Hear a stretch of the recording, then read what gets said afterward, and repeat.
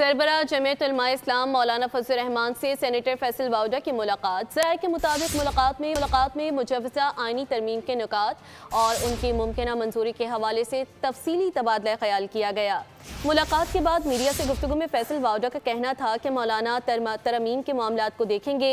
18वीं तरमीम को roll back नहीं किया जा रहा। पाकिस्तान की कामयाबी के लिए 27वीं तरमीम लाई जा रही है। मजीद कहा, नंबर्स पूरे नहीं बल्कि ज़्यादा ही हैं। पाकिस्तान की बका के लिए मौलाना फजल रहमान का साथ ज़रूरी है। नंबर्स के ऊपर तो कोई कबात नहीं है। नंबर्स आपको भी अगर किसी चीज़ के लिए चाहिए तो हम आपको फराहम कर देंगे किसी फोरम में। नंबर ज़्यादा ही हैं, लेकिन नंबर की बात नहीं होती मौलाना साहब के साथ। पाकिस्तान की बका, सलामती और तरक्की, कामयाबी की बात है। तो मौलाना साहब को आपने हमेशा पाया है पाकिस्तान के लिए। नंबर या नो नंबर वाले सिचुएशन नहीं है, लेकिन मौलाना साहब का होना बहुत ज़रूरी है पाकिस्तान की बका और सलामती के लिए। उनका एक बड़ा इंपॉर्टेंट रोल है और वो रोल रहना चाहिए और रहेगा।